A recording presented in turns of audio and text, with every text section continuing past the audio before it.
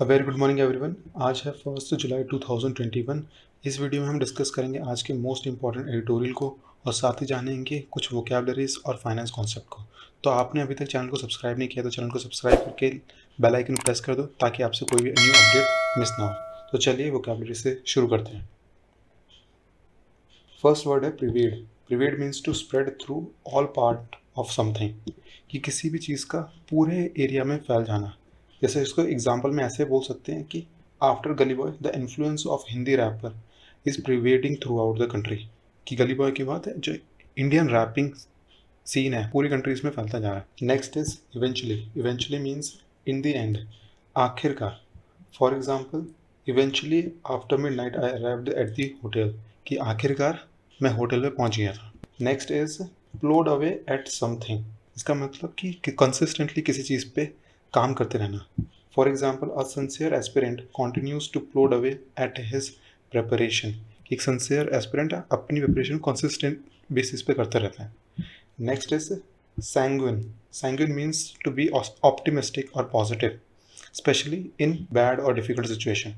इसको ऐसे बोल सकते हैं कि he is sanguine about prospect of a global economy, कि वो ऑप्टिमिस्टिक है ग्लोबल इकोनॉमी के प्रोस्पेक्ट के बारे में। Next is vagaries. Vagaries means किसी चीज़ का अनएक्सपेक्टेडली चेंज हो जाना, और खासकर उस चीज़ का something which is not in our control.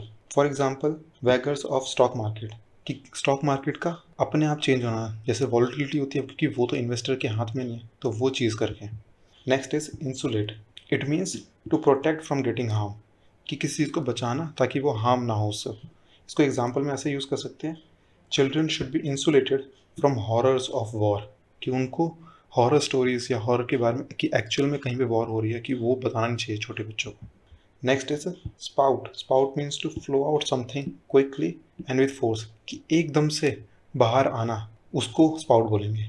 For example, volcanoes spouted ash and lava, कि वॉल्केनो एकदम से। Next is riddled with something. It means to be full of और प्रिवेटेड बाय समथिंग अनडिजायरेबल, कि किसी चीज़ का फैल जाना, जैसे अभी हमने प्रिवेट देखा ही पहले पीछे, किसी चीज़ का पर फैल जाना, पर किस चीज़ का, जो कि अनडिजायरेबल चीज़ हो। For example, the system is riddled with frauds and abuse. का एग्जाम्पल हो सकता है कि report is riddled with errors, कि ये भी सेम चीज़ है प्रिवेट की तरह ही, बट इस बार वो फैलना, बट वो चीज़ है जो हम नहीं चाहते, undesirable. Next is hit upon something. It means to discover और think of something by chance, कि बाय चांस कुछ चीज़ डिस्कवर कर लेना या किसी चीज़ के बारे में सोच लेना। For example, when we first hit on the idea everyone told us it wouldn't work, कि जब हमने पहली बार उस आइडिया के बारे में सोचा तो सबने यही बोला था कि वो काम नहीं करेगा। Next is stall. Stall means to stop और cause to stop making progress, किसी चीज़ को रोक देना या किसी चीज़ का रुक जाना, उसे स्टॉल बोलेंगे। For example, his career had stalled while his girlfriends career had taken of, कि उसका करियर रुक गया था बट उसकी गर्लफ्रेंड का वो आगे बढ़ गया था। Next is ubiquitous. Ubiquitous means जो चीज़ हर जगह है, प्रेजेंट और found everywhere. For example, lately covid had made work from home culture ubiquitous, कि जब से कोविड-19 आया है वर्क फ्रॉम होम कल्चर हर जगह ही या हर इंडस्ट्री में देखा जा रहा है। Next is in all likelihood.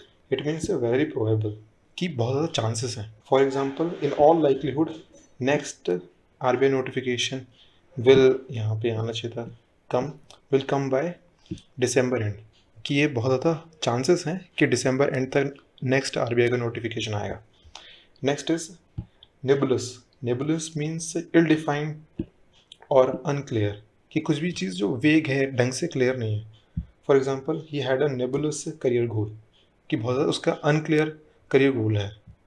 Next is intrigue. Intrigue means to be curious about something. For example, a lot of candidate are intrigued by RBI grade B profile, कि बहुत ज़्यादा लोगों के अंदर क्यूरियोसिटी आती है जब वो आरबीआई ग्रेड बी की प्रोफाइल को देखते हैं। Next is debase. Debase means किसी चीज़ को डिग्रेड कर देना, कि या किसी की चीज़ की क्वालिटी या वैल्यू को कम कर देना, रिड्यूसिंग इन क्वालिटी और वैल्यू और degrade. For example, unnecessary use of abusive language degrades the plot of good web series, कि अननेसेसरीली यूज़ करने से उसको पूरे का जो प्लॉट होता है वही उसका मीनिंग खत्म होने लग जाता है, या फिर उसको फिर ओवरलुक करने लग जाती है audience. Next is travesty. Travesty means spoof, mockery और पैरडी, या फिर किसी चीज़ का, खासकर ये सीरियस टॉपिक का एक मजाक बना देना, उसको ट्रैवेस्टी कहेंगे। For example, sabotaging freedom of expression is a travesty of democracy। जो मेन फंडामेंटल चीज़ है डेमोक्रेसी की, उसी को ही अगर दबा दें तो एक तरीके से मजाक बनाना है। Next is coax. Coax means gently and persistently persuading to do something। किसी को मनाना बहुत ज़्यादा कुछ चीज़ करने के लिए। For example, salesman coax their customer to buy their product, कि बहुत ज़्यादा persistently वो मनाने की कोशिश करते हैं कि हम उनके प्रोडक्ट्स को खरीद लें। Next is मलेज। मलेज मीन्स बीमारी, इलनेस, या फिर बीमारी जैसा फील होना, फीलिंग ऑफ बीइंग इल। इसको ऐसे यूज़ कर सकते हैं कि for years RBI is trying to get rid of NPA malaise, कि बहुत टाइम से आरबीआई इस बीमारी का, जो इसने बैंकिंग सिस्टम को पूरा बीमार कर रखा है, उससे छुटकारा पाने की कोशिश कर रही है। तो ये थी आज की वोकैबुलरीज। अब देखते हैं फाइनेंस कॉन्सेप्ट। फर्स्ट कॉन्सेप्ट है फिजिकल डेफिसिट। फिजिकल डेफिसिट मई में 8.2% हो गया। और फिजिकल डेफिसिट होता क्या है? Physical deficit is a difference between government expenditure minus government revenue excluding borings. तो एक तरीके से दिखाता है कि कितनी बोरिंग करने की ज़रूरत है गवर्नमेंट को, कि वो अपना जो एक्सेसिव एक्सपेंडिचर होगा, जो कि वो रेवेन्यू से मीटअप नहीं कर पाए, उसको कॉम्पनसेट कर सके उस बोरिंग से। तो बताता है एक तरीके से कि कितना एडिशनल बोरिंग करने की ज़रूरत है, so that they can meet the excess expenditure. अब पर ये 8.2% पे आ चुका है, और ये रिडक्शन इस वजह से है क्योंकि जो टैक्स कलेक्शन हुआ है, रेवेन्यू टैक्स कलेक्शन हुआ है, वो बहुत ज़्यादा हुआ है, और सब्सिडी पे आउट कम हुआ है। रेवेन्यू आप तो देख रहे होगे कि जीएसटी का आप कुछ महीनों से हर महीने ही 1 लाख करोड़ से ऊपर ही कलेक्शन होता है। तो इस वजह से काफ़ी ज़्यादा फिजिकल डेफिसिट में कमी देखने को मिली है। अब फिजिकल डेफिसिट पे ये है कि ये दो चीज़ों को बहुत ज़्यादा इम्पैक्ट करता है, एक इन्फ्लेशन और ग्रोथ, और एक और चीज़ है सॉवरेन रेटिंग्स को। कि एक टाइम पे अभी जो फर्स्ट लॉकडाउन में जब स्टिमुलस इंजेक्ट करना शुरू कर दिया था गवर्नमेंट ने, इकोनॉमिस्ट भी ये बोल रहे थे कि ये इतना ज़्यादा हम अगर लिमिट को क्रॉस करेंगे फिजिकल डेफिसिट की, तो ये हमारे सॉवरेन रेटिंग्स को भी बहुत ज़्यादा इम्पैक्ट करता है। और सॉवरेन रेटिंग बेसिकली क्या है? ये बेसिकली बताता है कि कितनी ज़्यादा एक कंट्री केपेबल है अपने जो भी बोरो उन्होंने करा है उसको रीपे करने में। तो बहुत ज़्यादा अगर लिमिट्स को क्रॉस करेगा फिजिकल डेफिसिट, तो वो एक कंट्री की सॉवरेन रेटिंग्स को, उसको भी इफेक्ट करता है। और दो और चीज़ों को अफेक्ट करता है, ये इन्फ्लेशन और ग्रोथ। इन्फ्लेशन कैसे करता है? अब देखो कि मार्केट में है लिमिटेड पैसा इन्वेस्ट करने के लिए। मान के चलो एक इन्वेस्टर है, उसके पास है 100 करोड़ रुपए, लेकिन यहाँ पे गवर्नमेंट है, गवर्नमेंट को नीड है 80 करोड़ की, और एक बैंक है मान के चलो, उस बैंक भी मानते ए लिमिटेड है, उसको चाहिए 50 करोड़। अब क्या होता है कि जो गवर्नमेंट बोरिंग्स होती है वो रिस्क फ्री रेट पे होती है, तो मतलब सबसे ज़्यादा उस पर रिस्क बहुत ज़्यादा कम इन्वॉल्व होता है। तो इसी वजह से ज़्यादातर इन्वेस्टर कोशिश करते हैं कि वो कम से कम रिस्क की इन्वेस्टमेंट में इन्वेस्ट करें। तो इस वजह से होगा क्या कि जो ये इन्वेस्टर है ये 80 तो यहाँ इन्वेस्ट कर देगा, और जो बाकी 20 होगा ए लिमिटेड में। बट फिर होगा क्या कि जो ये 30 करोड़ है, ये इसको कहीं और से अरेंज करना पड़ेगा, और ये हो सकता है कि वहाँ पे फिर वो और ज़्यादा एक्सपेंसिव रेट पे उसको वो मार्केट से बोरो करेगा, और जब मार्केट से एक्सपेंसिव रेट पे बोरो करेगा तो उसका जो कॉस्ट ऑफ प्रोडक्शन होगा वो भी इंक्रीज हो जाएगा। और कोई भी कॉस्ट ऑफ प्रोडक्शन में जो इंक्रीज आता है वो कंपनी तो बेयर करता नहीं है, वो एट द एंड शिफ्ट कर देता है कस्टमर्स के ऊपर, in the name of rise in product price. तो एक तरीके से फिर ये एंड कस्टमर को इफेक्ट करता है in the name of increased in product price.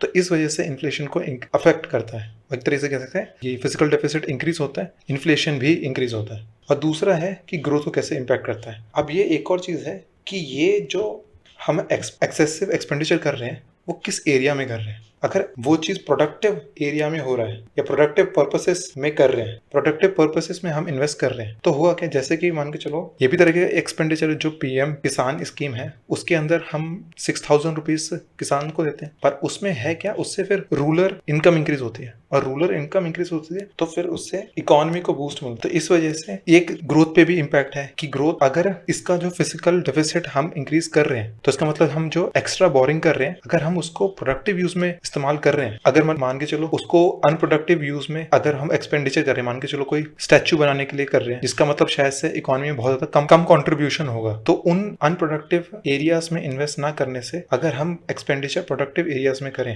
तो उससे ग्रोथ भी इंक्रीज हो सकता है। इसलिए फिर काफी ज्यादा आरबीआई और ministry of finance tug of war चलता रहता है कि हमेशा मिनिस्ट्री ऑफ फाइनेंस कहते हैं कि उनको इन्वेस्ट करने दिया जाए, बट होता क्या है कि आरबीआई हमेशा उनको रिस्ट्रिक्ट करता है मिनिस्ट्री ऑफ फाइनेंस को, कि कहते हैं कि फिजिकल डेफिसिट को क्रॉस नहीं करना चाहिए। तो ये चीज है, क्योंकि होना क्या है, क्योंकि अगर ज्यादा एक्सपेंडिचर करेंगे और वो अगर मान के चलो अनप्रोडक्टिव एरियाज में कर रहे हैं तो उसकी वजह से फिर इन्फ्लेशन भी इंक्रीज हो सकता है। लेकिन अगर प्रोडक्टिव एरियाज में करेंगे तो उससे ग्रोथ जनरेट हो सकता है। तो मतलब दो साइड को इफेक्ट करता है, अगर दो नहीं तीन सॉवरेन रेटिंग्स भी है तो तीन एरिया को अफेक्ट करता है फिजिकल डेफिसिट। तो नेक्स्ट टॉपिक है अनएम्प्लॉयमेंट। तो अभी रिसेंटली आया कि अनएम्प्लॉयमेंट रेट कम हुआ है, ये अच्छी न्यूज है। जून में 9.19%, ये 11.9% मई में था, उससे रिड्यूस होकर 9.19% हो गया।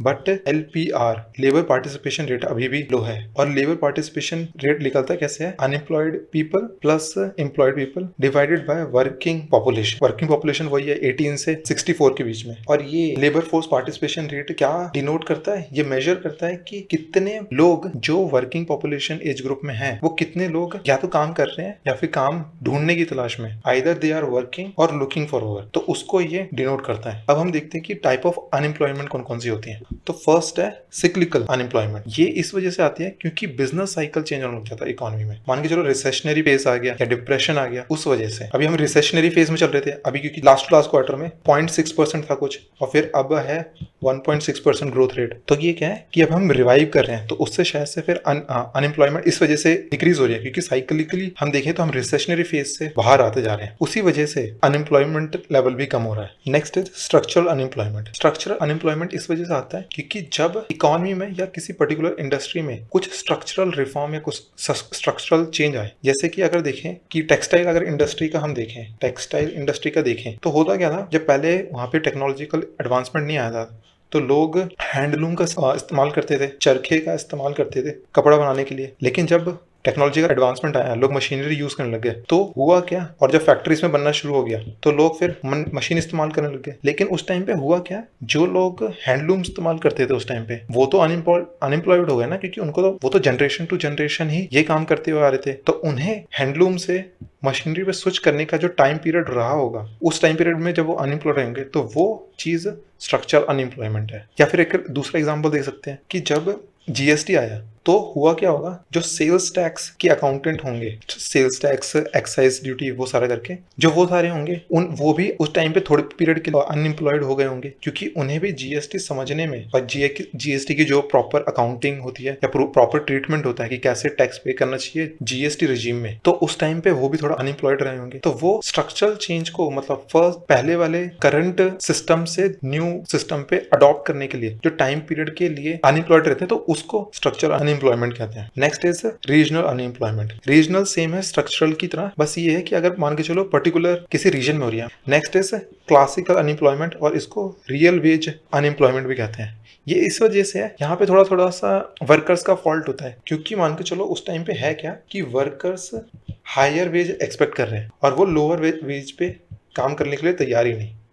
तो उन्होंने मान के चलो अगर यूनियन ने स्ट्राइक कर दिया, कंपनी से डिमांड कर रहे हैं कि हमें 50 की जगह 70 वेज चाहिए पर आवर, तो जब तक कॉर्पोरेट मानेगा नहीं 70 के लिए तो वो लोग काम नहीं कर रहे, और उस टाइम पीरियड के लिए तो वो उस टाइम पे अनएम्प्लॉयड होंगे और वो क्लासिकल अनएम्प्लॉयमेंट में आएंगे। Next is seasonal unemployment. ये बहुत ज्यादा ईजी है, ये बहुत सारे सेक्टर्स में देखा जाता है, जैसे फार्मिंग हो गया, टूरिज्म हो गया, कंस्ट्रक्शन हो गया। फार्मिंग का तो अपना सीजन ही होता है, तो उस टाइम पे लोग हो जाते हैं, क्योंकि सिर्फ जब टाइम पीरियड होता है मेन सोइंग का और हार्वेस्टिंग का तभी लोग इन्वॉल्व होते हैं, अदरवाइज तो फिर दूसरा काम करते हैं। और टूरिज्म में वही चीजें हैं, जब स्प्रिंग सीजन या विंटर सीजन होता है उस टाइम पे टूरिज्म सबसे ज्यादा होता है, क्योंकि फेस्टिव सीजन सारे उसी टाइम पीरियड में आते हैं, तो उस टाइम पे होता है। और ऐसे ही कंस्ट्रक्शन भी है, कंस्ट्रक्शन ज्यादातर गर्मियों में होती है, तो बहुत सारे लोग यूपी बिहार से यहाँ पे आ जाते हैं गर्मियों के टाइम पे, ताकि वो कंस्ट्रक्शन में इन्वॉल्व हो सके। लेकिन जो बाकी पीरियड है जब वो इनएक्टिव होंगे तो उसको वो सीजनल अनएम्प्लॉयमेंट बोलेंगे। Next is frictional unemployment. Frictional unemployment वो है जब एक जॉब से दूसरी जॉब पे शिफ्ट कर रहा है अगर कोई, तो उस टाइम पीरियड के लिए अगर बीच में वो अनएम्प्लॉयड है तो वो फ्रिक्शनल अनएम्प्लॉयड है। Next is voluntary unemployed. ये है कि उन्होंने खुद से ही डिसाइड कर लिया है कि मुझे काम नहीं करना। ये एक तरीके से वो है, लेजीनेस का भी एक कारण हो सकता है। लेकिन एक ये हो सकता है कि बस कुछ कंडीशंस आ गई, जैसे फॉर एग्जांपल फीमेल्स के केस में बहुत ज्यादा देखा जाता है इसको कि बहुत सारे ग्रेजुएशन भी कर लेते हैं, फिर पोस्ट ग्रेजुएशन भी कर लेते हैं, डॉक्टरेट भी कर लेती हैं, बट क्या होता है फिर जब उनकी मैरिज हो जाती है तो उसकी उस टाइम पे कुछ फैमिलीज इश्यूज की वजह से या फिर फैमिलीज रिस्पॉन्सिबिलिटी की वजह से उनको सब कुछ स्किल्स भी हैं, जॉब भी है मार्केट में, बट फिर भी उनको मतलब गिव अप करना पड़ता है अपने ऑक्यूपेशनल को और फिर फैमिलीज पे ध्यान रखना पड़ता है। Next is open unemployment. Open unemployment तब है कि जब काम ही नहीं है। मान के चलो कोई बिहार में कोई विलेज है, वहां पे कोई फैक्ट्री नहीं है, तो और मान के चलो वहां पे जो काम कर लोग रहने वाले हैं वो उनके पास वही वाला स्किल है जिसकी फैक्ट्री नहीं है, तो फिर उस टाइम पीरियड के लिए जब तक वो उस रीजन में रह रहे हैं उस स्किल सेट के साथ, तो वो में आएंगे ओपन अनएम्प्लॉयमेंट में। मान के चलो जैसे कि किसी के पास मैनेजरियल स्किल है और वहां पे कोई ऑफिस ही नहीं है, तो वो तो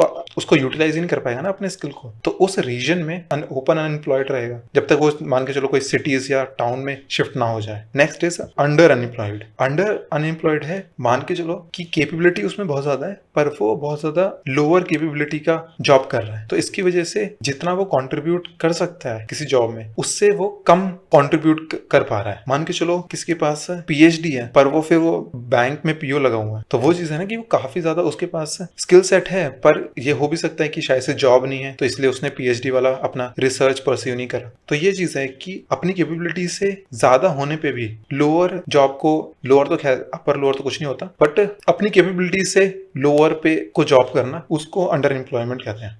next is disguised unemployed. Guys का इंग्लिश में मतलब होता है हिडन। इसका मतलब कि है वो एम्प्लॉयड, देखने से लग रहा है कि हाँ काम तो कर रहा है, इन्वॉल्व तो है प्रोडक्शन एक्टिविटी में, बट उसका जो मार्जिनल प्रोडक्टिविटी है कि उसके आने से मान के चलो कोई जॉब को करने के लिए 5 लोग लगते हैं और 5 लोग मान के चलो 5 बेड बनाते हैं, फिर एक और जने को हमने ऐड ऑन कर दिया उसमें, लेकिन अभी भी 5 ही बन रहे हैं बेड। तो उसके आने से भले ही वो काम कर रहा होगा, शायद से कुछ इधर से उधर रॉ मटेरियल को रखा रहा होगा, जो मेन वर्कर्स हैं उनको हेल्प कर रहा होगा, लेकिन बेड अभी भी 5 बन रहे हैं। तो उसके आने से मार्जिनल प्रोडक्टिविटी, जो एडिशनल प्रोडक्टिविटी बढ़नी चाहिए थी वो नहीं बढ़ी। ये बहुत ज्यादा फार्मिंग में भी देखा जाता है कि काम है 3 लोगों का, लेकिन फिर वो होता है कि अपने बच्चों को भी उसी में लगा देते हैं, उनसे प्रोडक्टिविटी कुछ नहीं हो रहा है और लग रहा है कि काम कर रहे हैं, पर उससे जो लोग 3 लोग में कर सकते हैं उसको 5 लोगों में लगाने से कोई मतलब नहीं है। तो वो चीज है डिस्गाइज्ड अनएम्प्लॉयड। और लास्ट है क्रॉनिक अनएम्प्लॉयमेंट। क्रॉनिक अनएम्प्लॉयमेंट ये है, अनएम्प्लॉयमेंट अब जो ट्रेंड ही बन चुका है इकोनॉमी में, काफी टाइम से ही स्ट्रेच्ड है कि लगातार ही काफी टाइम पीरियड के लिए अनएम्प्लॉयमेंट जारी है इकोनॉमी के अंदर। जैसे कि हम इंडिया में देखें तो इंडिया में भी काफी सालों से ही हायर ही अनएम्प्लॉयमेंट रही है, 6-7% हमेशा ही रहता है कुछ सालों से देखें तो ये था unemployment. Next is purchasing manager index, PMI। तो अभी रिसेंटली आया है कि manufacturing activities has contracted for the first time in the 11 years. अभी PMI होता क्या है? PMI बताता है हमें इकोनॉमिक ट्रेंड्स के बारे में कि मैन्युफैक्चरिंग और सर्विसेज सेक्टर्स में कैसा इकोनॉमिक ट्रेंड चल रहा है, कि वो एक्सपैंड हो रही है या डिक्रीज हो रहा है, मैन्युफैक्चरिंग की फैक्ट्रीज बढ़ रही हैं कि कम हो रही हैं, उनमें प्रोडक्शन लेवल कैसा हो रहा है। सिमिलरली उसमें भी सर्विस सेक्टर्स में भी। अब इसको इंटरप्रिटेशन इसका कैसा है कि इसकी जो वैल्यू है वो 1 से 100 के बीच में वेरी करती है और 50 कट ऑफ है कि अगर 50 से कम होता है तो कहते हैं कि इकोनॉमिक कॉन्ट्रैक्शन आया है, और 50 से बढ़ता है 100 तक जाता है, 100 तक जाता है तो कहते हैं कि इंक्रीज हुआ है, एक्सपेंशन है इकोनॉमिक एक्टिविटीज में। बट अगर 50 पे ही रहे तो मींस नो चेंज। और इंडिया में IHS मार्केट है जो मंथली बेसिस पे इसको पब्लिश करते हैं, और इस बार का जो कॉन्ट्रैक्शन आया है वो इस वजह से आया है क्योंकि जो हमने देखा कि डिमांड सेकेंड वेव के बाद कम हुई है, और कम होने का भी रीजन हमने पिछली वीडियो में देखा था कि इस वजह से है क्योंकि जब फर्स्ट लॉकडाउन खत्म हुआ था तब उसके बाद काफी ज्यादा डिमांड इंक्रीज हो गई थी। क्योंकि हुआ क्या था, उस टाइम पे बहुत सारे लोगों ने सेव करना शुरू कर दिया था और फिर बाद में और अपनी जो डिमांड थी उसको डिले कर दिया था जब लॉकडाउन का पीरियड था, और जैसे ही लॉकडाउन खुला तो वो सारे सेविंग्स को खर्च करना शुरू कर दिया। बट सेकेंड लॉकडाउन में क्या हुआ कि इस टाइम पे जब सेकेंड वेव आई तो लोगों का हेल्थ एक्सपेंडिचर बहुत ज्यादा बढ़ गया और किसी को पता नहीं था कि सेकेंड वेव इतनी ज्यादा होगी। तो लोगों ने सेव तो करा, हाँ जो फर्स्ट वाले में हुआ था वो तो करा, लेकिन हुआ क्या कि वो जो सेविंग्स थी वो हेल्थ एक्सपेंडिचर पर इतना ज्यादा खर्च हो गई कि वो सेविंग्स डिक्रीज होने की वजह से अब जब लॉकडाउन खुला है तो उसमें भी डिमांड उतनी तेजी से इंक्रीज नहीं हो रही जितना कि फर्स्ट लॉकडाउन के खत्म होने की वजह से हुई थी। और क्योंकि डिमांड ज्यादा नहीं है तो प्रोडक्शन का भी जो कॉर्पोरेट हाउसेस हैं, फैक्ट्रीज हैं, वो भी इक्विपमेंट्स या जो भी उनको रॉ मटेरियल खरीदना होगा प्रोड्यूस करने के लिए, वो भी कम ही खरीद रहे हैं। और इस वजह से जो जो रॉ मटेरियल की थी, जो उनके पीछे के प्रोड्यूसर थे, वो भी अपना क्योंकि परचेसेस कम हो रही हैं इनपुट की, और इसलिए और प्रोडक्शन भी ऑब्वियसली कम ही होगा इस वजह से। तो इस वजह से जो पीएमआई लेवल है वो रिड्यूस हुआ है। लेकिन एक यहाँ पे क्वेश्चन है आपके लिए कि पीएमआई ये ओरिजिनेट किसने किया था? ये last year NHB, national housing bank के स्केल 1 में पूछा गया था कि पीएमआई कौन सी कंट्री ने सबसे पहले मतलब डेवलप करा था या ओरिजिनेट करा था। तो ये आपके लिए, आप इसको कमेंट सेक्शन में बताओ मुझे। Next is current account deficit. Current account deficit में पहली बार 17 ईयर्स में सरप्लस देखने को मिला है, और वो भी है 0.9% ऑफ जीडीपी। अब सरप्लस क्यों है? ये इस वजह से है क्योंकि जो डिमांड है वो रिड्यूस हुई है, और इस वजह से जो इंपोर्ट होता था क्योंकि डिमांड की वजह से, तो वो भी कम हुआ है। तो अगर हम देखें बैलेंस ऑफ पेमेंट, और बैलेंस ऑफ पेमेंट में भी क्योंकि करंट अकाउंट में सरप्लस देखने को मिला, तो इस वजह से बैलेंस ऑफ पेमेंट में भी मिला, और तो उसकी वैल्यू है $8.7 बिलियन। और ये भी इस वजह से है क्योंकि एफडीआई और एफपीआई अभी देख रहे हैं वो भी इंक्रीज होता जा रहा है। और अभी बैलेंस ऑफ पेमेंट को देखते हैं। बैलेंस ऑफ पेमेंट में 2 अकाउंट होते हैं, फर्स्ट इज करंट अकाउंट और कैपिटल अकाउंट। अगर हम फर्स्ट करंट अकाउंट की बात करें तो उसमें 4 चीजें हैं। फर्स्ट है विजिबल आइटम्स, जिसके अंदर हम मर्चेंडाइज और गुड्स की बात करते हैं। सेकेंड इज इनविजिबल आइटम, जिसके अंदर सर्विसेज आती हैं। तो और ये सर्विसेज का इंपोर्ट एक्सपोर्ट दोनों है, जैसे यहाँ पे भी मर्चेंडाइज और गुड्स का इंपोर्ट एक्सपोर्ट दोनों है। और थर्ड है इन्वेस्टमेंट इनकम, जो कि प्रॉफिट से, इंटरेस्ट से और डिविडेंड से आता है। और लास्ट है यूनिलैटरल ट्रांसफर, जिसमें रेमिटेंस मान के चलो कोई गल्फ कंट्रीज में काम कर रहा है तो वो मनी सेंड करता है अपने रिलेटिव्स को इंडिया में जो है उनको, या फिर कोई डोनेशन करता है या गिफ्ट भेजता है, तो वो सारे करंट अकाउंट में आते हैं। और monetary dollar of import minus export of visible items, तो वो होता है balance of trade. Next is capital account, और कैपिटल अकाउंट में 3 चीजें आती हैं। फर्स्ट आता है इन्वेस्टमेंट आता है, जो भी एफपीआई आएगी या एफडीआई आएगा, फॉरेन पोर्टफोलियो इन्वेस्टमेंट होता है, फॉरेन डायरेक्ट इन्वेस्टमेंट होता है। अगर उसका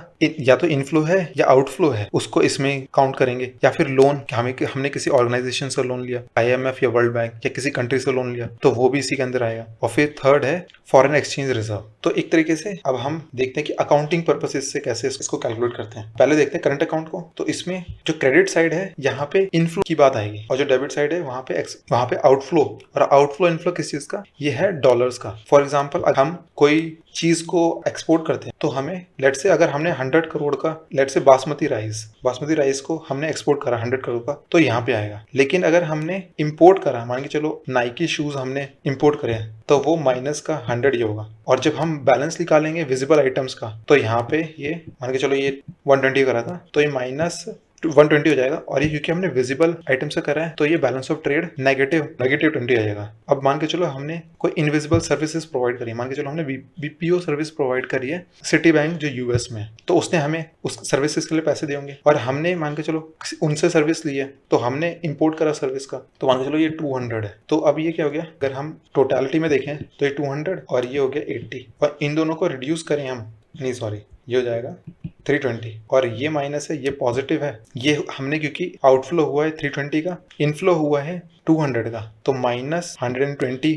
हो गया हमारा करंट अकाउंट डेफिसिट। अब होता क्या है कि करंट अकाउंट में भी जो भी बैलेंस आता है वो सेट ऑफ होता है कैपिटल अकाउंट से। तो क्योंकि हमने जब एक्स्ट्रा खर्च किया है 120 का, तो कहीं ना कहीं से तो पैसा आया होगा ना, क्योंकि कॉम्पनसेट भी तो करना है कहीं से। तो हम या तो बोरिंग करेंगे या तो फिर हम अपने फॉरेन एक्सचेंज से पैसा देंगे। तो ये चीज है। अब क्योंकि अब हम ये न्यूज को थोड़ा देखें तो क्या हुआ है, क्योंकि इंपोर्ट्स हमारे रिड्यूस हुए हैं, तो इंपोर्ट रिड्यूस हुए हैं तो मतलब कि यहाँ पे कम हुआ होगा। अब क्योंकि इंपोर्ट कम हुए हैं तो मतलब ये वैल्यू कम हुई होगी। इसका मतलब कि जो ये इन दोनों का सम आया होगा या इन दोनों का जो नेट वैल्यू आएगी वो ऑब्वियसली इंक्रीज होगा, क्योंकि नेगेटिव वैल्यू जब कैलकुलेशन में कम हुई है तो जो ओवरऑल वैल्यू होगी नेट की वो इंक्रीज होगी। तो इस वजह से ये करंट अकाउंट सरप्लस आया है। नेक्स्ट है inflation index bond. Inflation index bond ये फर्स्ट लॉन्च हुआ था 1997 में, और उस टाइम पे इसका नाम था कैपिटल इंडेक्स बॉन्ड। पर हुआ क्या कि कैपिटल इंडेक्स बॉन्ड सिर्फ प्रोवाइड करता था इन्फ्लेशन प्रोटेक्शन प्रिंसिपल अमाउंट के लिए। फिर बाद में इसको थोड़ा मॉडिफाई करा गया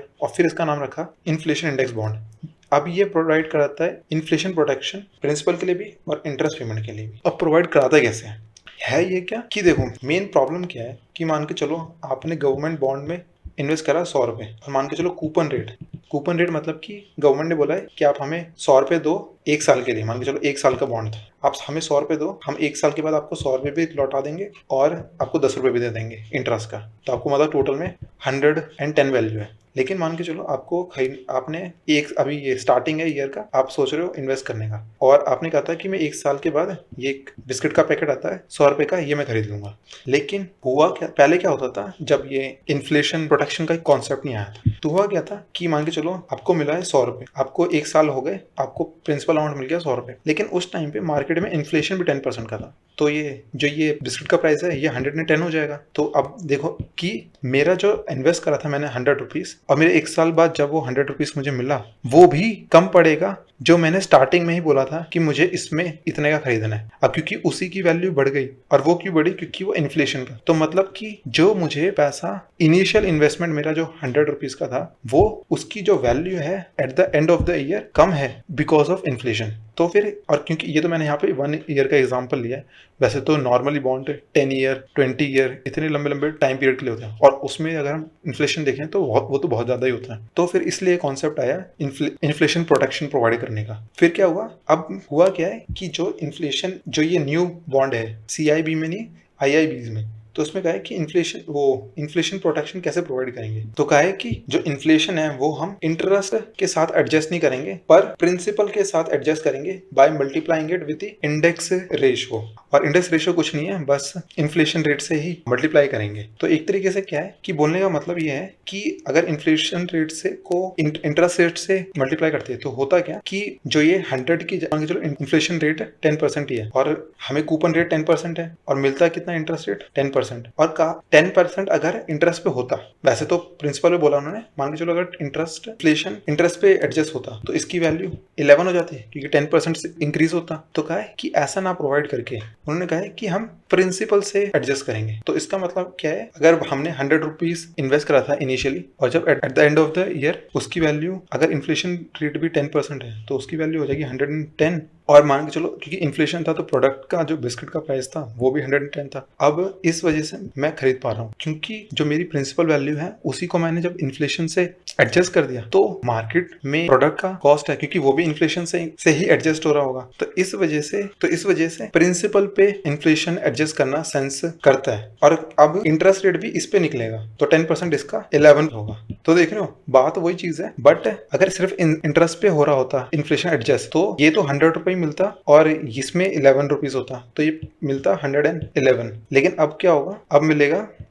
121। तो ये 10 रुपीज का डिफरेंस आ रहा है अगर हम प्रिंसिपल पे एडजस्ट करें इन्फ्लेशन को। और इन्फ्लेशन रेट भी कौन सा होगा, वो वैसे नॉर्मली जो बाहर की कंट्रीज हैं, यूएस जो डेवलप नेशन है, वो CPI को यूज करते हैं। लेकिन क्या है कि अभी तक हमने तो उसको अडॉप्ट नहीं करा, तो हम WPI पे ही करते हैं। तो एक ये चीज भी है कि मान के चलो इन्फ्लेशनरी स्टेट ना होकर डिफ्लेशनरी स्टेट है, तो उससे तो इन्वेस्टर को नुकसान हो जाएगा, क्योंकि हम फिर डिफ्लेशनरी रेट को एडजस्ट करेंगे प्रिंसिपल अमाउंट से। तो इसलिए उन्होंने ये डाला है प्रोविजन कि at the time of redemption adjusted principal और the face value whichever is higher will be paid। तो या तो एडजस्टेड प्रिंसिपल मिल जाएगा, या तो ये 110 वैल्यू मिल जाएगी, या फिर फेस वैल्यू मिल जाएगी। फेस वैल्यू से कम नहीं मिलेगा, तो ये चीज है। और आगे उन्होंने कहा कि interest rate will be provided protection against inflation by paying a fixed coupon rate on the principal. वही चीज मैंने बता दिया कि इस पे 110 पे होगा, 10 पे नहीं होगा, जब पहले इन्फ्लेशन से एडजस्ट कर देंगे प्रिंसिपल अमाउंट को। और एक और चीज है कि वैसे नॉर्मली होता क्या है कि जितना भी बॉन्ड को इशू करती है गवर्नमेंट, तो उसका